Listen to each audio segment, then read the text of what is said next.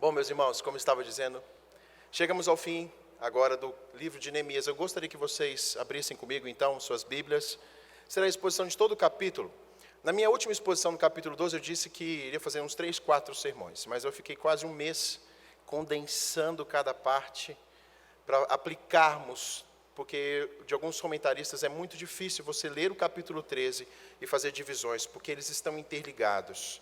Cada ato que nós vamos ler. Então, são os 30 versículos. Eu gostaria que você acompanhasse muito bem e mantesse a sua Bíblia aberta após a leitura. Assim diz a palavra de Deus. Naquele dia, se leu para o povo no livro de Moisés, achou-se escrito que os amonitas e moabitas não entrassem jamais na congregação de Deus, porquanto não tinham saído ao encontro dos filhos de Israel com pão e água. Antes, assalariaram contra eles Balaão para os amaldiçoar. Mas o nosso Deus converteu a maldição em bênção. Ouvindo eles, o povo, esta lei, apartaram de Israel todo o elemento misto.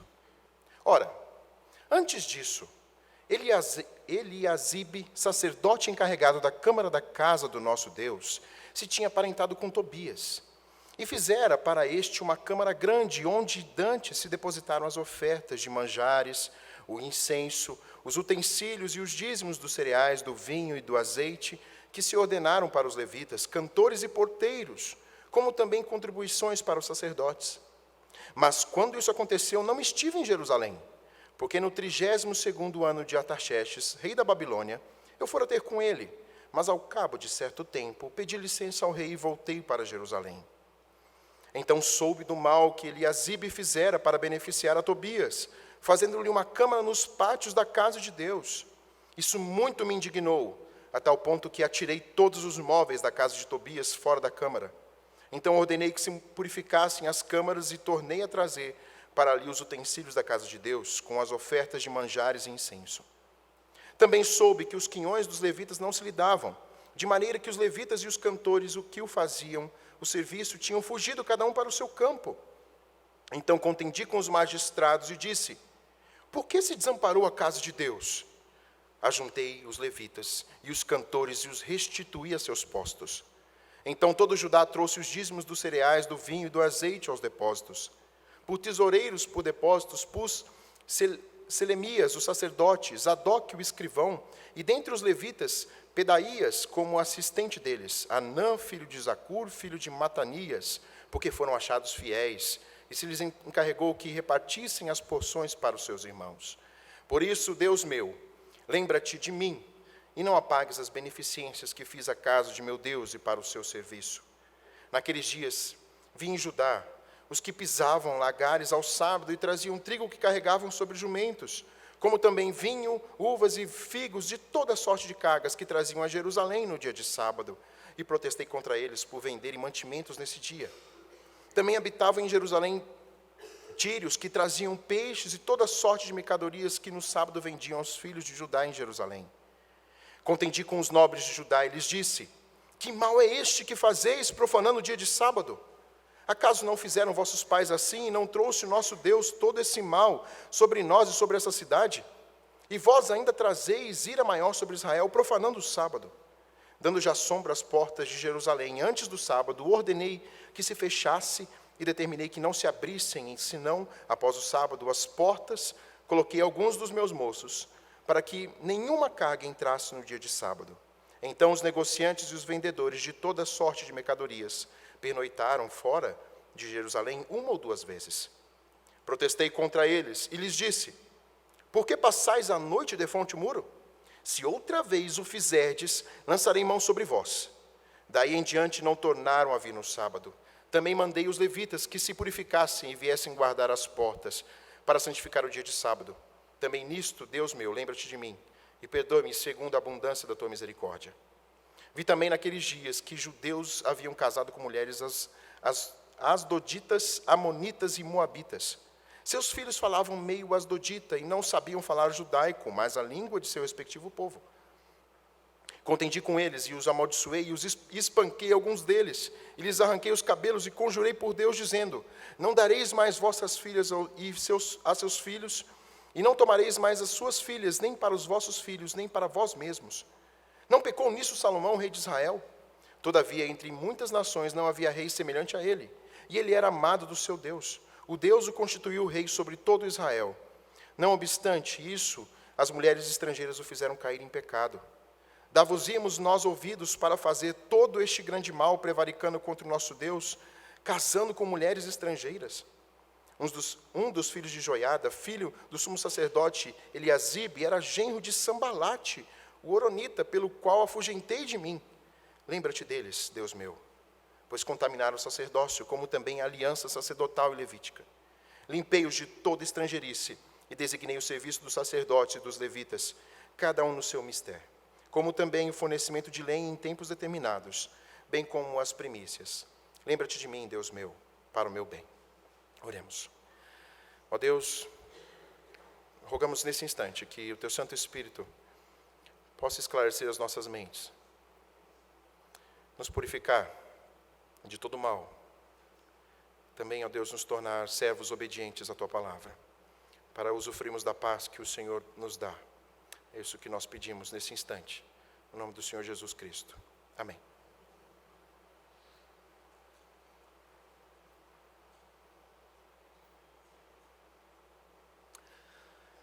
Há cerca de quase 10 anos atrás, ou se não 10 anos atrás, eu tive um privilégio de morar numa cidade chamada Herne Bay Court. Na verdade, Herne Bay, e o local onde morava chamava-se Herne Bay Court. Era um local imenso, onde os voluntários que ali estavam para aprender inglês, dentre eles brasileiros e outras pessoas do mundo inteiro, faziam serviços que normalmente nós não gostamos de fazer. Cozinha, lavar pratos e uma multidão de pratos. Foi ali que eu aprendi a gostar de lavar pratos. Era mais ou menos 2 a 3 horas lavando pratos sem parar. Mas tinha um serviço pior, que era trabalhar no jardim. E vocês não sabem o que é levantar 6 horas da manhã, num outono inglês, com um vento que vem da Sibéria, que pega o dedinho do pé até o último fio do cabelo e congela, literalmente, quando a gente trabalha. Eu fiquei trabalhando, dos 6 meses que eu morei na Inglaterra, 4 meses, na verdade 3 meses, trabalhando com o garden, com o jardim. E especialmente uma tarefa me foi designada, a qual realmente foi muito difícil, e foi um teste de paciência para a minha vida, que foi recolher folhas que caem no outono. Eu fazia um trabalho que era mais ou menos 2 campos de futebol, recolhendo folhas. E o interessante é que a gente levantava de manhã e fazia um trabalho, no final da noite via aquele campo lindo, limpo, só que no outro dia já estava sujo de novo. É muito interessante porque eu não entendia por que é necessário tirar as folhas no outono. Vai vir o inverno agora, vai encher de neve, e depois vem o verão e a primavera com as suas folhas, suas flores.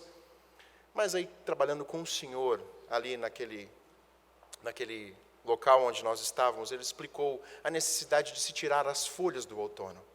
Primeiramente, porque as folhas do outono, elas ficam durante 2 meses caindo sem parar, até que as árvores ficam totalmente nuas, sem folhas. Só que essas folhas, elas vão se sobrepondo. E quando vem o inverno, a neve compacta as folhas. E para um bom jardineiro, isso é um terror, porque ela mata a semente. E o trabalho árduo para se tirar as folhas pós-neve é muito mais difícil. E nada melhor do que um campo que está sem folhas, depois da neve penetrar na terra, aguando, a folha nasce com mais vigor. E a planta na primavera fica maravilhosa. Eu não usufruí da primavera na Inglaterra, eu voltei no final do inverno, mas eu vi as fotos daquele local, que maravilha. Aí eu pude falar assim, olha, ali teve o dedo do Tiago, tirando aquelas folhas. Mas foi um trabalho muito árduo. Nós vimos aqui um servo de Deus, que foi chamado para tirar folhas, para limpar, foi chamado especialmente para limpar Jerusalém do mal que estava vivendo. Ele foi constrangido no seu coração para servir a Deus, para restaurar uma cidade que há mais de 100 anos estava com os seus muros caídos. Um homem chamado para restaurar a parte física, mas também espiritual daquele povo.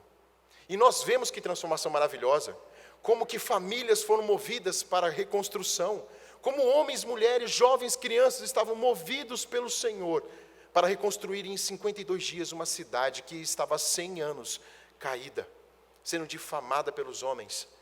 E não somente uma cidade foi reerguida, o nome do Senhor foi exaltado. Os inimigos foram desbaratados. E no capítulo 10, como nós lemos, um povo foi constrangido pelo Senhor e se dobrou diante do Senhor. Houve ali um avivamento. É tão gostoso ver até o capítulo 12, a gente poderia encerrar Neemias no capítulo 12, não é verdade? Por isso que eu posterguei tanto para o capítulo 13. Senhor, por que o capítulo 13 mostra isso? Poxa, o povo esqueceu tudo de novo. Nós vemos aqui que Neemias, depois desse trabalho, ele voltou para a sua região, de onde ele morava, em Suzã. Neemias ele foi chamado então para tirar essas folhas, foi chamado para ser um agente do Senhor, mas ele retorna à capital do império e fica ali durante 12, 13 anos.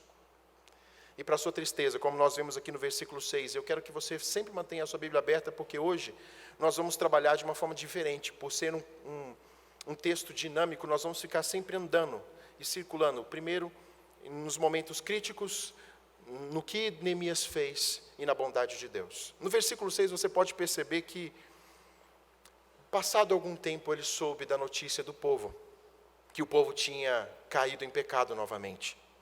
O povo tinha quebrado as promessas. E aqui nós vemos no texto hebraico que a frase, o saber, quando ele soube, é um misto de ficou impressionado com a inconstância daquele povo que novamente cai no mesmo erro.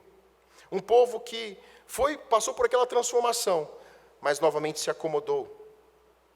Será que nós, como homens e mulheres que vivemos nessa geração, seríamos diferentes daquela geração de Neemias? Tal como aquela geração, meus amados, nós somos também inconstantes no servir ao Senhor.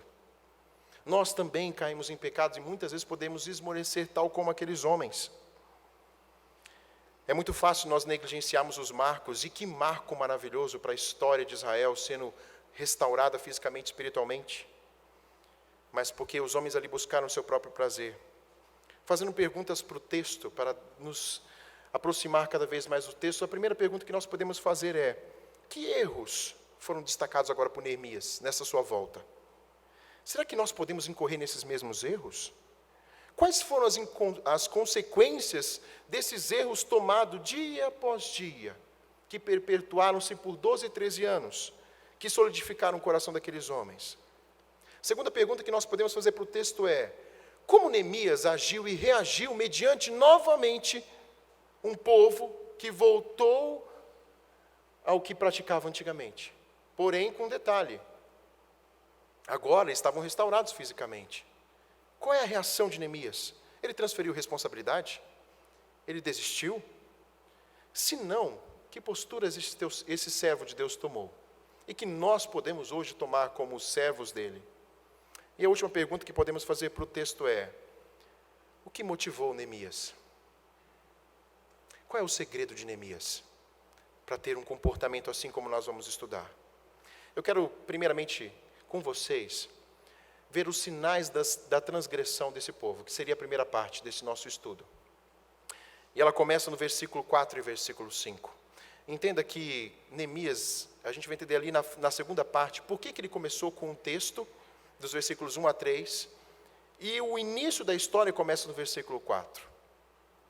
Versículo 4 e versículo 5 falam a respeito do elemento misto na adoração de Deus. Esse é o primeiro ponto da transgressão.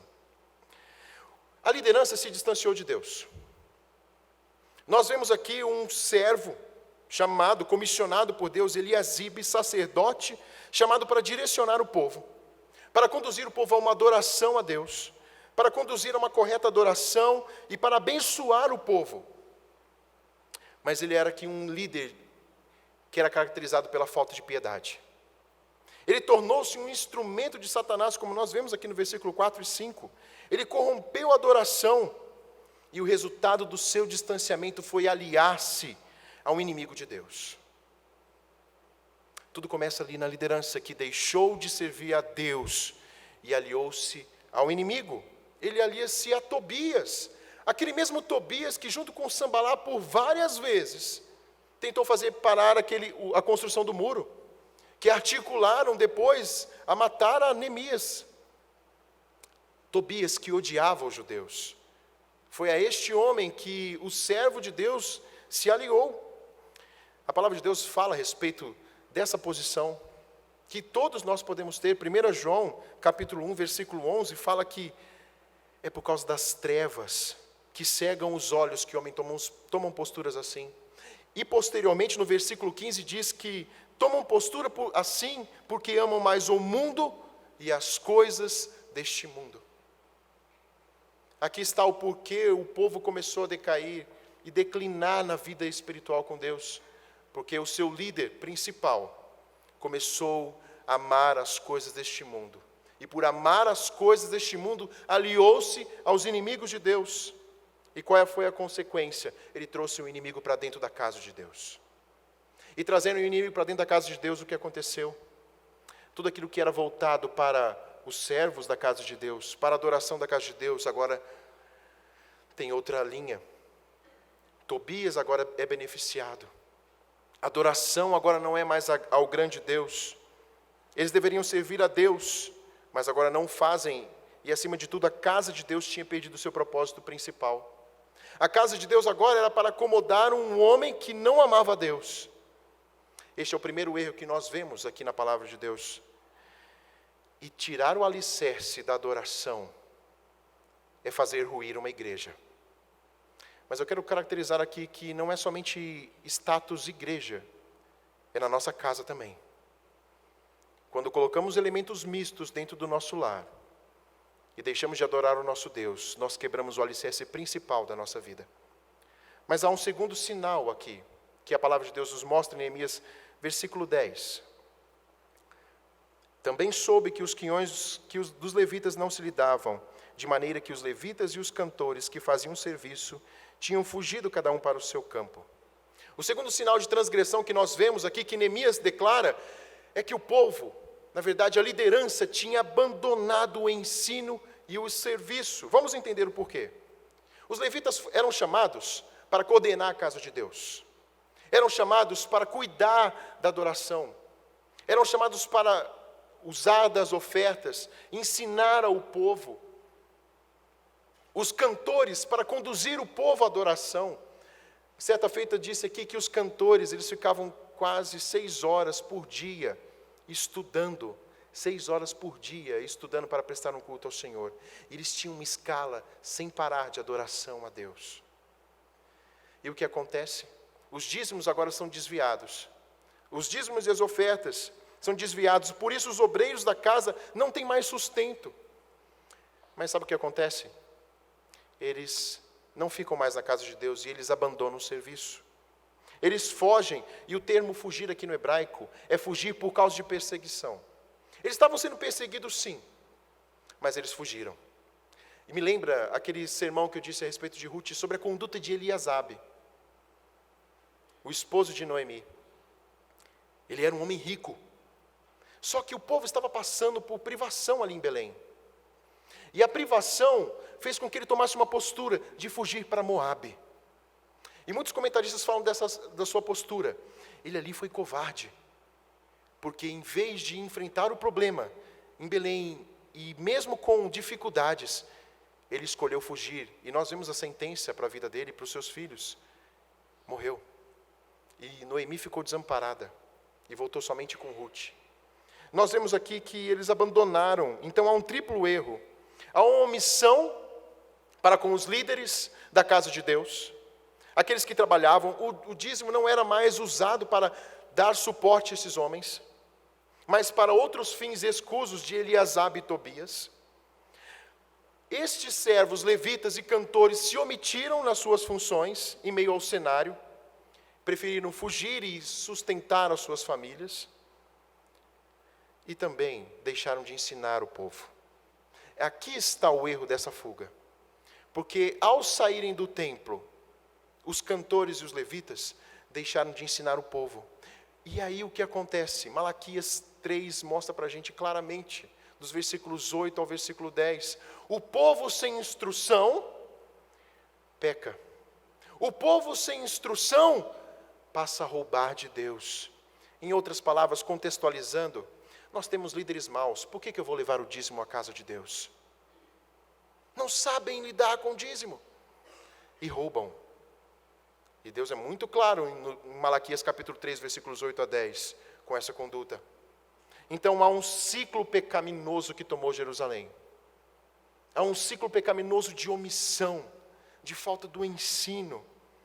E amados, nós temos que tomar muito cuidado, porque somos movidos por esse mesmo ciclo de pecado, facilmente. A Bíblia, como estava falando hoje na escola dominical, ela tem um grande exemplo para a nossa vida. É o exemplo para mostrar como nós somos, e somos tendenciosos à mesma prática. Nós somos pecadores, acima de tudo, mas, graças a Deus, filhos do bom Deus, conquistados pelo sangue de Jesus Cristo, para ser alertados, seja hoje, seja antigamente, até que Cristo volte. Mas há um terceiro sinal aqui de violação. Um terceiro sinal de transgressão que Neemias mostra para o seu povo. Versículo 15. A violação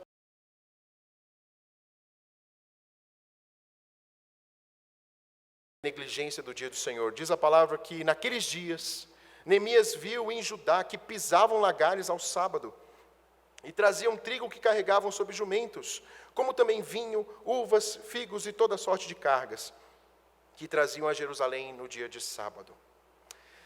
Transgressão do dia do Senhor. Eu tive o privilégio no seminário de concluir o meu seminário e durante 3 anos trabalhando sobre esse tema. A negligência do dia do Senhor. E eu tive um privilégio de conversar com vários pastores e lendo vários livros, sejam de americanos, de britânicos, brasileiros. E essa é uma prática que, infelizmente, todos concordam, foi a razão do declínio de Israel. É e continua sendo a razão do declínio do povo de Deus. Sabe por quê? O sábado, como está escrito em Êxodo, capítulo 16, dos versículos 23 a 29, era um dia separado, era um sinal entre Deus e o seu povo. Era um sinal de que o povo guardaria esse dia porque é o dia do Senhor. Abra comigo a sua Bíblia em Ezequiel, capítulo 20, versículo 12. E depois o versículo 20. Em Ezequiel ele afirma, também lhe dei, olha que interessante a forma, depois se você tiver curiosidade, vai buscar no hebraico o que significa o início dessa afirmação aqui de Ezequiel. Também lhes dei os meus sábados. Não são do homem, são de Deus. Lhes dei os meus sábados para servirem de sinal entre mim e eles, para que soubessem que eu sou o Senhor que os santifica. Versículo 20. Santificai os meus sábados, pois servirão de sinal entre mim e vós, para que saibais que eu sou o Senhor, vosso Deus. O povo começou a corromper esse dia. O povo começou a dizer, este é o meu sábado. Eu faço o que bem entender desse meu dia. O Senhor separou esse sábado para santificação. Separou este sábado para a glorificação do seu nome. E qual foi a consequência? É o que nós chamamos hoje de secularismo. Esse dia não se tornou mais importante. O Deus desse dia não é mais importante. Aquele dia que eu separo para buscar o meu Deus não é mais importante. E quando não é importante, quando algo não me tem valor, eu faço o que bem me entendo. E faço o que bem me entende desse dia. O sábado é um dia para consagração. E a fraqueza do povo foi usar esse sábado bem como queria. Meus amados, como eu extraí aqui de um livro, o secularismo é a anestesia do povo cristão nesses últimos dias. E a negligência do sábado do Senhor, do dia do Senhor, é a consequência de, muitas vezes, a falta de firmeza do povo. Como eu vejo o dia do Senhor? Ele é o dia do Senhor realmente? Eu tenho prazer em estar na casa do Senhor, lhe rendendo glórias. E a grande pergunta ficaria como, certamente aqui Neemias faz, o dia do Senhor, lá dos tempos de Neemias, para o nosso para o nosso sábado, que é o domingo, deixou de ser menos santo? Deixou de ser o dia do Senhor? Eles deixaram de ser luz ao errar aqui no dia do Senhor. Gênesis capítulo 12 diz, quando Deus está falando com Abraão, para que ele fosse bênção, para que ele fosse luz. E sabe uma coisa interessante? Como que os homens veem que nós estamos servindo a Deus, quando nós temos como prioridade zelar por tudo aquilo que Ele nos deu, pelo seu nome, pelo seu dia. E isto é ser luz para os homens, em sermos diferentes deles. Neemias 16, versículo 16, diz também que haviam dentre eles os lírios. Eram homens que estavam também procedendo da mesma forma, usando o dia do Senhor, usando o sábado para trabalhar. Ou seja, nós vemos aqui em Gênesis capítulo, baseado em Gênesis capítulo 12, que eles não estavam sendo bênção para as pessoas estrangeiras que estavam vivendo entre eles. E para piorar a situação, nós vemos no versículo 20, que houve resistência. Alguns se colocaram ali na frente da porta. E essa resistência é a influência do mundo, para que venhamos a prevaricar contra o dia do Senhor. Eles estão no meio do povo de Deus, mas será que o dia do Senhor é levado com tanto zelo? Neemias declara que por várias noites esses mercadores pernoitaram à porta.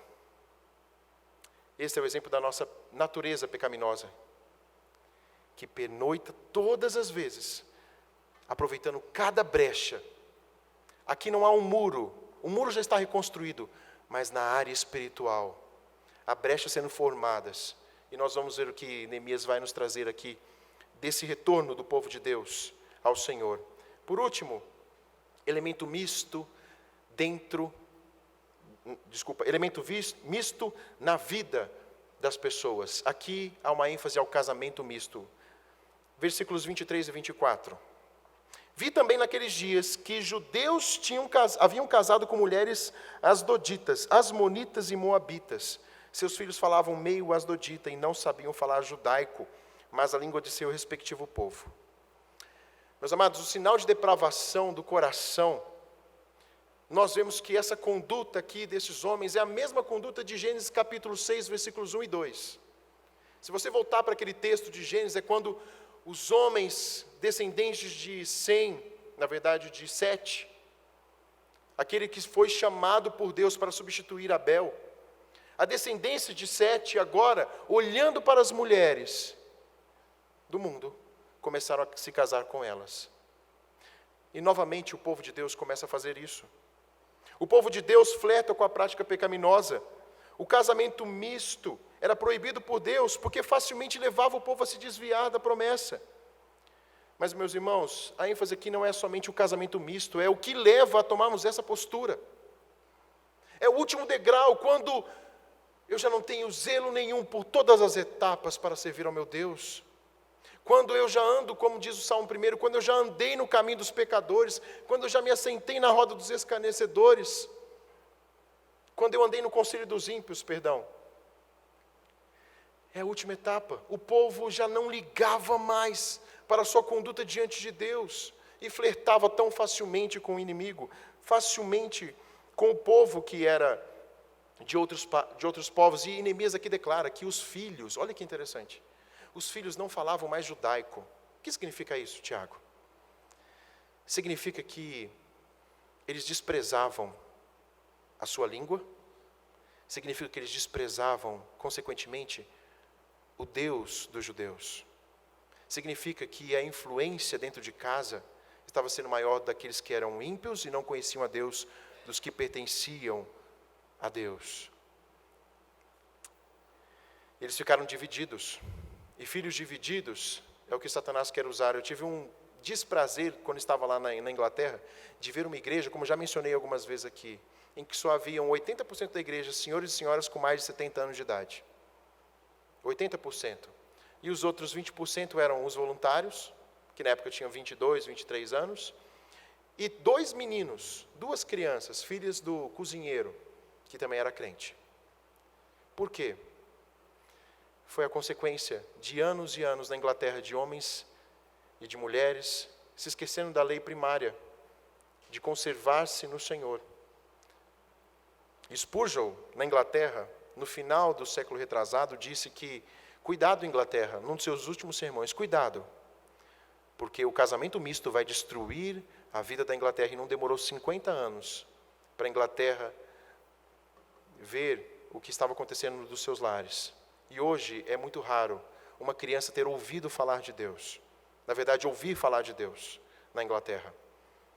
Conclusão, então, dessa primeira parte. O desprezo pelo Senhor, no culto do Senhor. Elementos mistos na adoração do Senhor. Negligência no ensino. Há uma fraca visão a respeito do que é de Deus. E uma fraca visão a respeito de como eu devo servir a Deus, a começar da minha casa. Era esta a situação que Neemias encontrou. Que postura, então, um líder do povo? Eu me sentiria verdadeiramente frustrado. Quando eu parei aqui, eu fui chegar nesse ponto 2, minha esposa compartilha algumas coisas comigo. Eu falei, meu Deus, quanto peso trazer para a igreja. Elemento misto, prevaricação do dia do Senhor.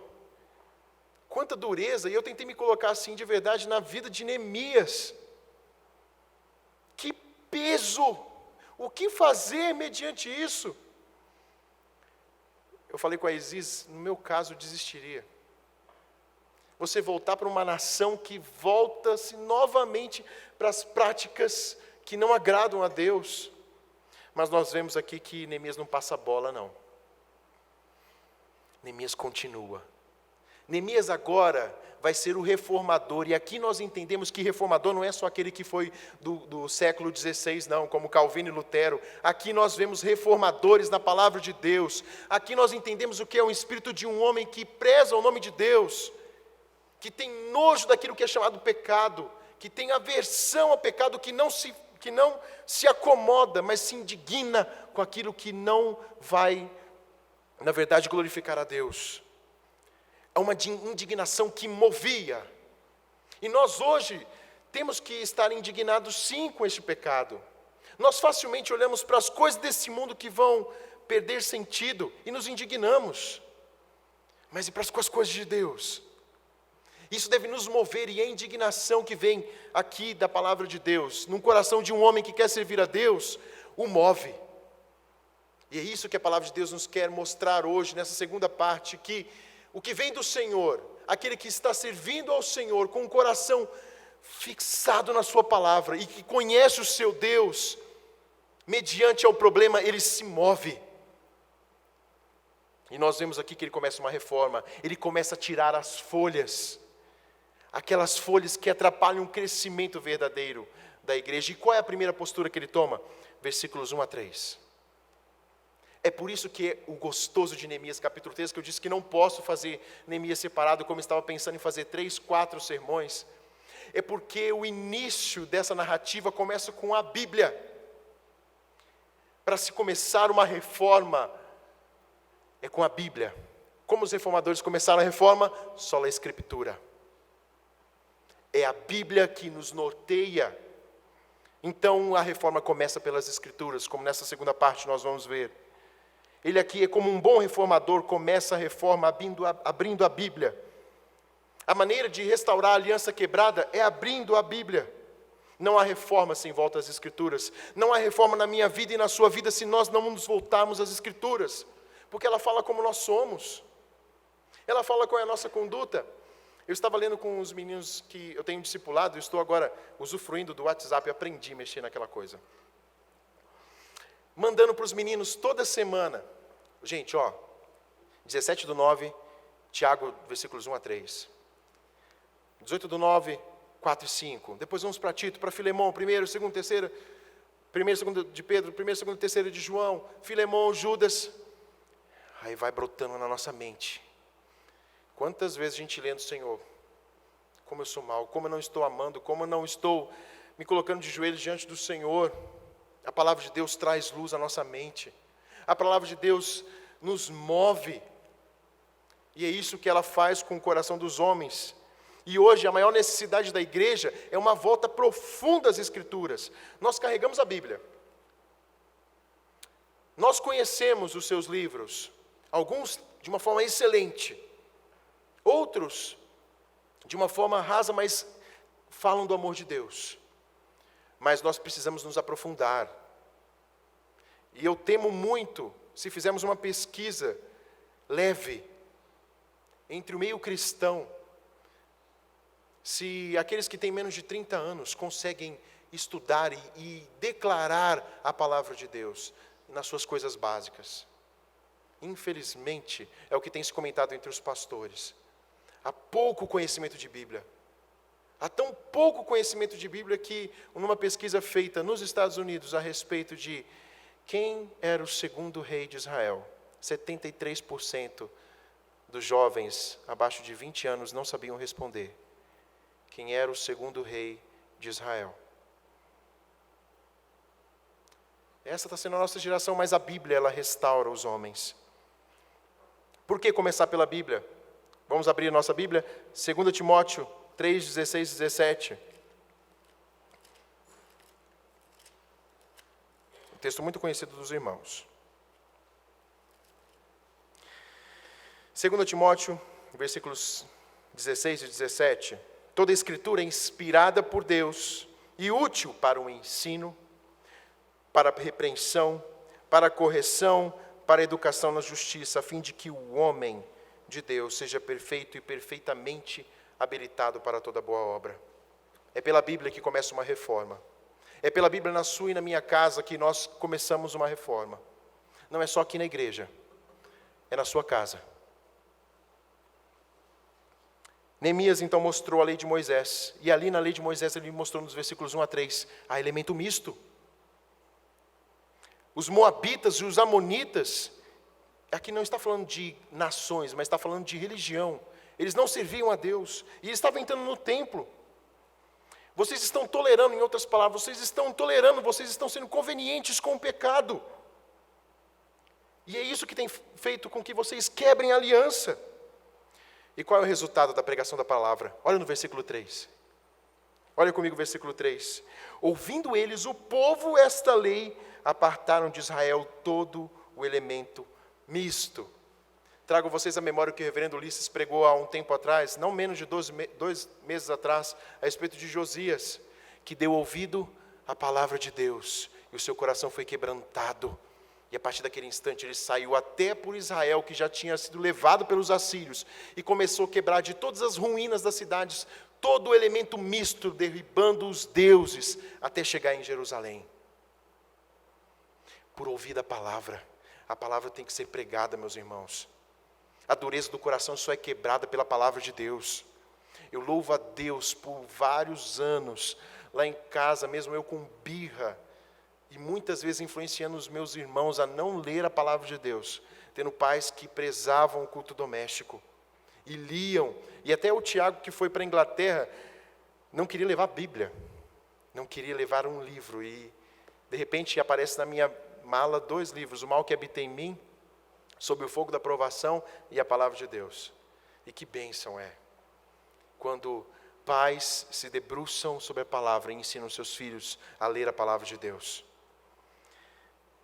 A Bíblia fala, e ela é o crivo de mudança. Em segundo lugar, após a Bíblia, há uma postura que nós temos que ter. Em primeiro lugar, a Bíblia, começando tudo pela Bíblia. A segunda coisa que nós vemos aqui, Neemias tem uma postura radical. Não há como servir a Deus, não há como se apartar do pecado se eu não tomo uma postura radical na minha vida.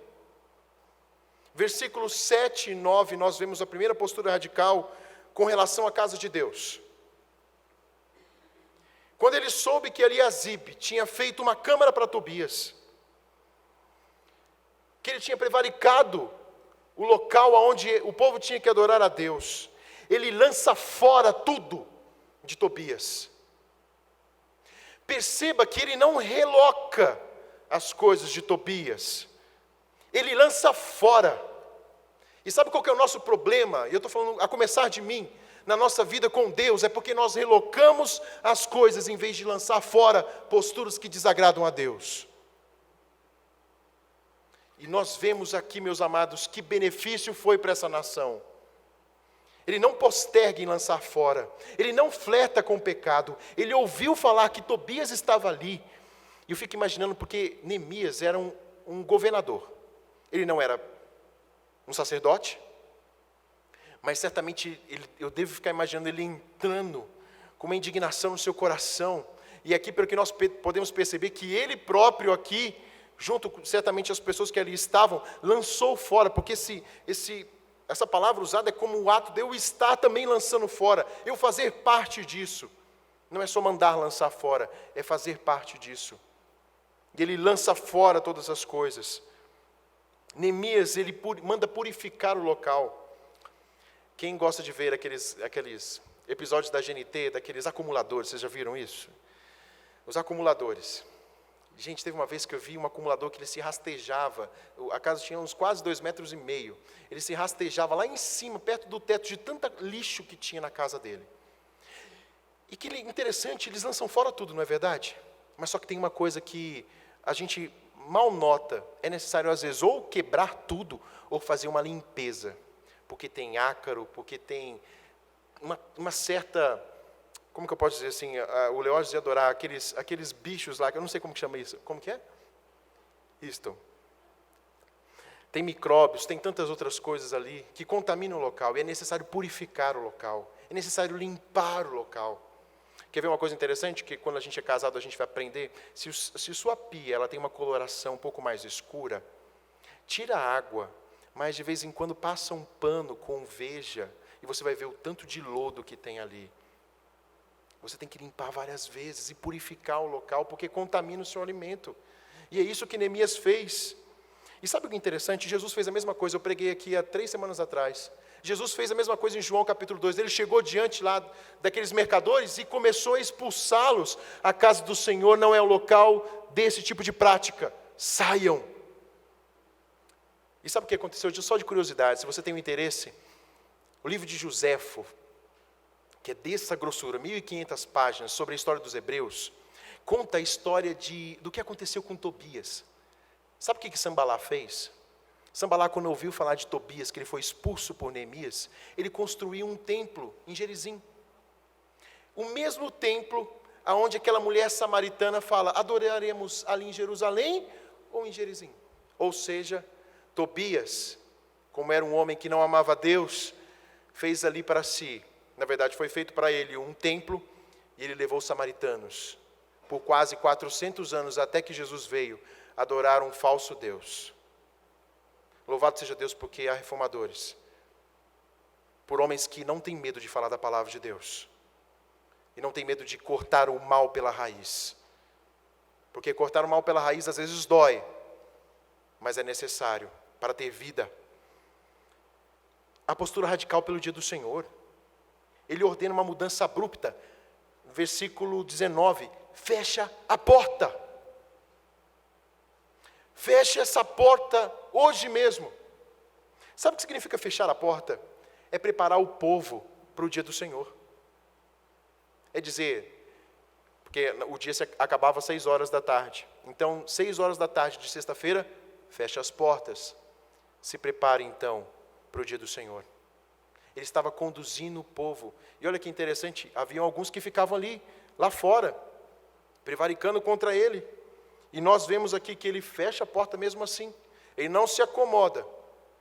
Ele não tem medo de fechar a porta e tomar essa postura. Com relação à vida do povo de Deus, os versículos 25 a 28. A conduta do povo com relação ao casamento misto. Quando eu li esse pedaço aqui, eu falei, gente, como que eu vou falar isso? Neemias espancou. Neemias puxou pelo cabelo. É assim que a gente tem que fazer? Não, não é assim.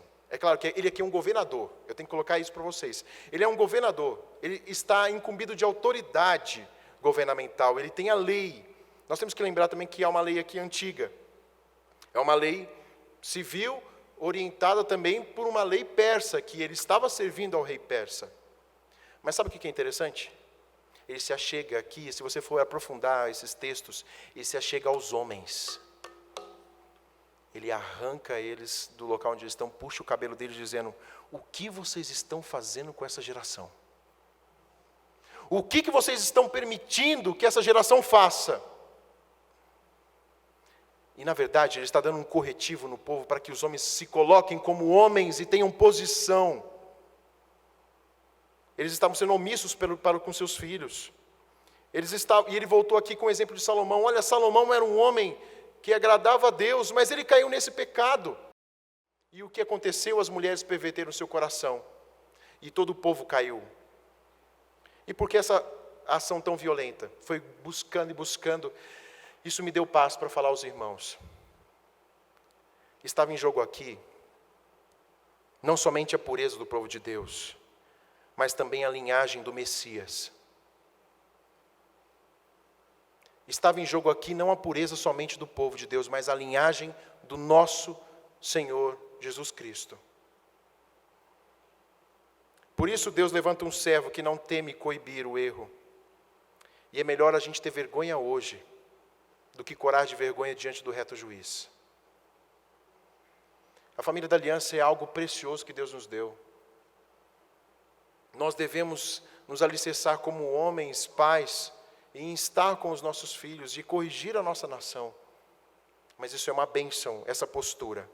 A terceira postura que nós vemos, além de tomar uma posição contra o pecado, posição radical, nós vemos aqui, eu não consegui usar um termo, mas um misto de repreensão, disciplina e instrução. E eu coloquei entre parênteses, falar. Por que falar? Falar sobre o erro é o oposto da omissão. Quando eu abro a minha boca para declarar, isso está errado, eu estou ensinando. Lembra que eu disse que um dos problemas da nação era a falta do ensino, a fuga? Falar é muito bom. Versículo 11, nós vemos aqui. Ele diz, então contendi com os magistrados e disse, por que se desamparou a casa de Deus? Neemias contendeu com os magistrados. Eles tinham sido frouxos na liderança, permitindo o erro. Ele contendeu, por que vocês fizeram isso? O que levou vocês a fazerem isso? No versículo 15b, 17, 18, 13 e 21, protestei, contendi, protestei novamente. Isso aqui é uma declaração, vocês estão errados, isso está contra a palavra de Deus. Mudem o seu proceder. É muito interessante que essa palavra aqui também ela está atrelada ao que nós vamos ver lá na frente, no ano 300, quando Alexandre, num episódio, quando tinha um soldado que tinha fugido da guerra, e ele também tinha o nome de Alexandre. E quando Alexandre o trouxe e estava julgando todos os seus desertores, ele chegou e disse, meu nome é Alexandre. E ele disse, o quê? O seu nome é o quê? Alexandre. O seu nome é qual é o seu nome? Alexandre. Então ele se indignou, diz Alexandre que ele se indignou, levantou do seu trono, apontando o dedo para ele e usando essa linguagem do protesto. Mude o seu nome, ou então mude a sua conduta. O protesto aqui, ele refere-se à mudança de conduta. Então Neemias arguiu, mudem a conduta de vocês, mudem o seu proceder. Ele foi direto no assunto. Nesses versículos que nós lemos, ele falou assim, vocês estão fazendo o que é mal. Ele não amaciou as palavras, ele mostrou onde estava o pecado. E não é gostoso, por exemplo, lá, voltando ao tema que eu usei no início, na parte da cozinha, tinha o Peter, todo mundo não gostava do Peter, porque ele era um inglês ranzinza. Tentem imaginar um inglês ranzinza. É daqueles caras que ficam assim, tem uns desenhos animados que a gente lembra daquele urso que ficava só reclamando, fica só reclamando assim, né? O Peter era igualzinho. E ele falava em galês ainda, para piorar, porque ele falava mal da gente em galês com a housekeeper, que era a que cuidava. Mas o Peter, ele tinha um quê de atenção para os detalhes pequenos, e era fatal eu estar na cozinha lavando os 800 pratos que tinha para lavar, e sempre sobrava alguns com uma manchinha. E ele vinha e mostrava. E um dia, no final, por que isso acontece só no final, né? Um dia no final ele falou assim, isso vai ser uma bênção para você. Ele não era crente, mas ele falou assim, isso vai ser uma bênção para você, porque você olhando para os detalhes e apontando os detalhes, não é a perfeição que você vai querer, mas você vai orientar aquele que está crescendo a estar sensível para com os problemas. Eu não entendi nada na época direito. Mas hoje eu reconheço que por causa de alguém que estava mostrando os detalhes e apontando, e eu via como chato, era um homem que tinha um zelo pelo local onde ele trabalhava. E eu entendi depois que ele tinha um zelo para que as pessoas não fossem contaminadas, porque um restaurante ou um local de conferência na Inglaterra, se ele, e quem já teve e sabe que na Inglaterra tem uma questão muito grande com relação à política de conservação de alimentos, se você passa mal dentro do hotel, o hotel pode ser fechado. E lá eles levam a sério isso. Então era um homem que estava levando a sério a limpeza, mostrando cada erro nosso. Ele não postergou a disciplina, ele lançou mão. Ele não postergou e deixou para outra geração, ele tomou uma atitude. Ele aqui, ele age com um amor, apesar da gente ver aqui ele chamando a atenção, você vai perceber que tem amor sim, num homem que quer trazer o povo a servir ao Senhor. Ele não teve medo de dizer o que é pecado. Por fim, nessa segunda parte, nós vemos que ele levantou homens. E ele restaurou homens. Versículos 11 e 13, se você perceber aí, a primeira palavra que Neemias fala é: ajuntei os levitas e os cantores. Ajuntar é um trabalho de reorganização. Ajuntar dá trabalho. Eu tive a experiência de ir numa casa de alguns irmãos aqui com filhos pequenos, e o que o filho pequeno faz? A casa fica uma bagunça. E ajuntar dá trabalho. Às vezes a mãe tenta ensinar, dependendo da idade, o filho a juntar as coisas. Mas de qualquer forma dá muito trabalho. Perceba que Neemias ele foi ajuntar as pessoas que estavam longe. E aqui é um trabalho maravilhoso que a palavra de Deus nos ensina. Não esperar, mas ajuntar, tomar uma postura de buscar as pessoas que estão longe, que deixaram de servir, que deixaram de amar o Senhor, que estão com o coração pesado. E nós vemos aqui a postura de um servo de Deus, ajuntar as pessoas. Restituir é dar algo que a pessoa já não tem mais, é dar valor às pessoas. Restituir vidas que perderam foco, e é um trabalho de paciência. Os homens aqui foram selecionados para os lugares certos também. Mark Dever, no seu livro novo que ele tem agora, da Editora Fiel, a qual eu tive o privilégio de ler o prefácio, o livro chama-se Igreja, o Evangelho Visível. Ele diz que um dos maiores desafios da igreja hoje, contemporânea, e da igreja moderna, é colocar homens certos nos lugares certos. É restaurar homens e colocar nos seus devidos lugares para servir ao Deus verdadeiro. E é um trabalho árduo, mas é um trabalho maravilhoso. E é um trabalho em que isso acalenta o nosso coração, porque quando eu estou servindo, restaurando as pessoas, não há nada melhor do que ver uma vida restaurada no seu ministério, no seu serviço ao Senhor, na restauração da sua alegria, através da pregação da palavra, através da amizade, porque restaurar significa eu sair da minha posição de conforto e ter com o irmão. Em sair da minha posição de dureza do coração e ser restaurado, e na verdade ir com aquele que vem ao meu encontro. Ele formou uma liderança, no versículo 19, ele diz: às portas coloquei alguns dos meus moços, para que nenhuma carga entrasse no dia de sábado. Ele forma aqui uma nova liderança. Ele coloca jovens, moços aqui são jovens, para cuidarem do dia do Senhor. Olha que lição maravilhosa. Jovens responsáveis para cuidar do dia do Senhor. O ensino vem através de colocar homens novos para aprenderem a valorizar o dia do Senhor, a purificar e guardar o dia do Senhor, e tantos outros textos que nós vemos aqui. E também a ação dele mesmo. No versículo 30 e 31, nós vemos que ele diz: limpei-os de toda estrangeirice, e designei ao serviço do sacerdócio e dos levitas, cada um no seu mister, como também o fornecimento de lenha em tempos determinados. Ele mesmo foi trabalhar também, designando, fortalecendo. Aqui eu vejo claramente um discipulado, uma restauração do povo de Deus, uma restauração de ofícios. Ao mesmo tempo que eu tenho que voltar para a palavra de Deus, e tenho que tomar uma postura séria e não deixar de falar, eu tenho que restaurar também. Isso começa dentro do nosso lar. Comece dentro do seu lar, restaurando, voltando-se à palavra de Deus, lançando fora práticas que são abomináveis a Deus, e você bem sabe quais são, eu não preciso aqui relatar. Você conhece aquilo que é pecado, aquilo que está lhe colocando uma barreira diante de Deus, aquilo que lhe faz fugir da presença de Deus. aquilo que fez você perder a alegria em Deus. Corte com essas coisas, tire pela raiz, fale.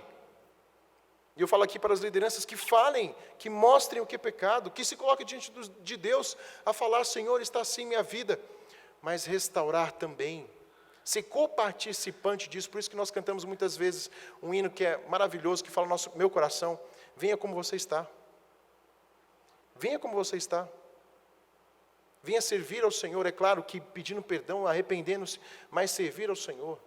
O Senhor chamou as coisas loucas e fracas desse mundo para usar. Ele chamou um servo, um copeiro. Um copeiro. Tudo bem que ele era o copeiro do rei Ataxerxes, mas chamou um copeiro para ser o restaurador de uma nação. Quem diria que um copeiro iria se colocar diante desse povo? Na última parte nós vemos que, qual foi o segredo de Neemias? E eu quero finalizar com essa parte. Qual foi o segredo da reforma? O que impulsionou esse homem? A sua inteligência? A sua força? A sua ousadia? O seu conhecimento? Não. Nos versículos 14, eu quero ler com vocês, os versículos 22b, 29 e o 31, nos dão uma pista a respeito do que motivava o coração desse homem. Versículo 14 diz assim: por isso, Deus meu, lembra-te de mim e não apagues as beneficências que fiz à casa de Deus e para o seu serviço. Versículo 22b, parte B. Também nisto santificar o sábado. Deus meu, lembra-se de mim e perdoa-me segundo a abundância das tuas misericórdias. Versículo 29. Lembra-te deles, Senhor. Deus meu, pois contaminaram o sacerdócio como também a aliança sacerdotal e levítica. Versículo 31. Lembra-te de mim, Deus meu, para o meu bem. Sabe o que movia esse homem? Era a vida de oração. É a comunhão que ele tinha com Deus, diária. Este homem começa o ministério dele debaixo de muita oração. Esse servo de Deus se coloca durante todos os perigos, enquanto estava reconstruindo aquela cidade, debaixo de oração. E mediante a oração ele toma essas posturas. Era um homem que tinha comunhão com Deus. Era um homem que se colocava como um servo humilde. Quando ele, no versículo 21, no 14, ele pede a serviço do serviço, ele fala assim: lembra-te de mim, Senhor. Em outras palavras, foi o Senhor que me designou e me deu esses dons e talentos. Lembra-te de mim. Aqui há um reconhecer que tudo que ele fez provém de Deus. No versículo 22, nós vemos um homem que pede perdão a Deus. É um homem que pede perdão lá no início dos primeiros capítulos, perdão porque o povo tinha prevaricado contra Deus. Que no primeiro capítulo assim o diz. É um homem que se debruça diante de Deus em oração. O que sensibiliza o nosso coração, meus amados irmãos, é a palavra de Deus, mas também um coração que se humilha diante de Deus e busca esse auxílio verdadeiro, porque o poder de Deus é a sua palavra, mas um coração quebrantado diante de Deus, reconhece verdadeiramente que tudo provém de Deus. No versículo 29, nós vemos que ele também pede o juízo, e durante todo o período, exceto o capítulo 13, quando Sambalá se levantou contra ele, quando os homens não quiseram trabalhar, quando eles ameaçaram guerrear contra Neemias, Neemias toma algumas posturas, mas ele não vai confrontar diretamente. Ele sempre fala assim: Senhor, o Senhor sabe, pesa a mão sobre eles. E novamente aqui ele fala: Senhor, esses homens que estão prevaricando contra o Senhor, levando o povo a se esquecer de Deus, o juízo vem do Senhor. Ele age, mas ele se declara diante de Deus: Senhor, está vendo essa situação, que o teu juízo venha sobre esses homens. É um homem que confia no Deus que pune os ímpios. É um homem que confia no Deus que vai sim usar da sua mão poderosa, porque ele não se apraz com o pecado, principalmente daqueles que levantam contra a menina dos olhos do Senhor, o seu povo. Esse é o nosso Deus. E por fim nós vemos no versículo 31, que para o bem dele, ele se debruça diante do Senhor, reconhecendo a total dependência de Deus. Meus irmãos, encerrando o capítulo, esse maravilhoso capítulo, nós vemos que este homem ele tinha uma dependência de Deus tamanha. Mas quem é Neemias? Um servo falho, como eu e você. Um servo, sim, que se colocou diante de Deus para servi-lo, com muitos atributos, e entendo eu que um homem debaixo da palavra de Deus, chamado especialmente pelo Senhor. Mas eu quero frisar naquele que foi o reformador das nossas almas, e daquele que trabalha continuamente, intercedendo por cada um daqueles que Deus o deu, que é o nosso Senhor Jesus Cristo. Ele é o verdadeiro reformador. E Ele tem o propósito de reformar todos os corações. E com a sua palavra, dizer, vocês são meus. Há um amor aqui de Neemias tão grande, para que o povo se volte a Deus. Mas o nosso Senhor Jesus Cristo fez muito mais, lhe dando a vida eterna, e um compromisso fiel de nos restaurar. A sua plena obediência na cruz satisfez a Jesus Cristo. Satisfez a Deus. Nós somos selados, não somente aqueles que creram no Senhor Jesus Cristo, com a salvação, mas com a plena obediência dEle. E somos selados, então Deus nos vê como vê a Cristo. Mas Ele tem um propósito, enquanto estamos nessa terra, lutando com o nosso coração, de reformar a nossa conduta, para estarmos junto com Ele. E a igreja do Senhor, ela cresce, ela se torna uma videira verdadeira, quando está debaixo da sua palavra, quando está debaixo dos mandamentos dEle. Israel, Jerusalém, na verdade, foi invadida várias vezes. Mas homens se colocaram como verdadeiros retiradores de folhas. Como eu estava falando e finalizando, aquele local onde eu trabalhei hoje foi vendido, infelizmente. Mais um centro de conferência cristã na Inglaterra foi vendido. Virou um hotel de terceira idade. Depois de quase 100 anos servindo ao Senhor. No ano de 2009 foi fechado. Eu tenho algumas fotos me recordando do local. Mas saber que Deus ali trabalhou na minha vida, que Deus nos dá uma lição preciosa hoje, de que servos foram chamados dia após dia para retirar essas folhas, e vai continuar chamando servos ano após ano, para que o nome do Senhor seja glorificado. Faça então uma revisão hoje da sua vida. Aproveite o dia de hoje, para que o sermão não fique esvaziado na sua mente, e até o final do dia, ou então até amanhã, nesse mesmo horário, você já tenha esquecido. Volte para a sua casa hoje, e sente com a sua família, e faça uma revisão daquilo que é necessário ser retirado. Use a palavra de Deus como crivo. Tome uma postura radical diante de Deus, de retirar e pedir um compromisso para retirar tudo aquilo que lhe atrapalha de adorar ao Senhor. Talvez doa tomar algumas posições. Talvez doa ser radical em algumas áreas. Deem ouvidos àqueles servos de Deus que às vezes, dia após dia, mostram. Dê ouvido aos filhos, jovens, deem ouvido aos seus pais, que dia após dia zelam por cada um de vocês, apontando às vezes erros que hoje vocês não conseguem enxergar, mas que serão, se lançados fora hoje, serão uma bênção no seu futuro. Mas tem uma dependência do Senhor. Que essa seja a lição para nós desse livro maravilhoso. O Senhor tem propósito de reformar o nosso coração. Vamos orar? Pai eterno, nós queremos louvar ao Senhor, porque a Tua palavra é perfeita.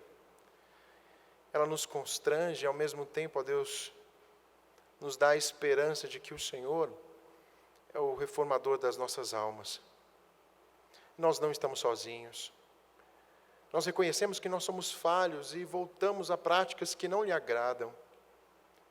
Nos ajude, ó Pai, nos ajude a lançar fora todo o procedimento que nos atrapalha de ter uma alegria no Senhor, de ter um olhar sensível para com o Senhor, para com a Tua casa, para com a Tua palavra. Nos ajude, ó Pai, a nos afastarmos de todo elemento misto que desagrada a Ti. Nos ajude como liderança a tomar posturas, a depender do Senhor.